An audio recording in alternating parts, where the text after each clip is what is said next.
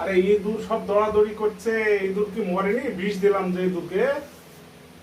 দেখছি আমি। তো এই যে বাটি তো খালি রয়েছে, কিন্তু ইঁদুর মরেনি। এই যে দেখো, এই তো। হাই রে ভাই, ইঁদুরকে বিষ দিলাম, ইঁদুরে বিষ খেয়ে মরবে। হাই রে কপাল, এ তো দুঃখ সয় না। বাটি তো খালি পড়ে রয়েছে। আরে অথচ ইঁদুরে বিষ খেয়ে মরে না, এ কি বিষ কোম্পানি তৈরি করেছে? দেখি বিষ নিয়ে আসো তো, আমি খাই দেখি মরে কিনা। আমার তো সহ্য হয় না রে ভাই, ইঁদুরে বিষ খেয়ে মরে না। দেখি আমি খাবো বিষ। কিন্তু তোমার বাটিতে তো বিষ নেই, তো খেলোটা কে? তো ইঁদুরেই খাইছে।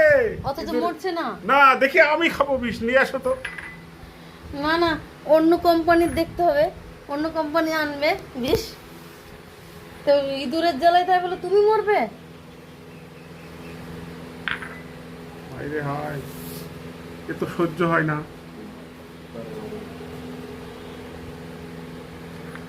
সত্যি তো, বাটিতে তো বিষও নেই, খালি একদম। কি করবা? আমি তো বারবার বলছি নিয়ে এসে আমাকে দাও, আমি খেয়ে দেখি আমার কিছু হয় কি। শালা কি তৈরি করছে?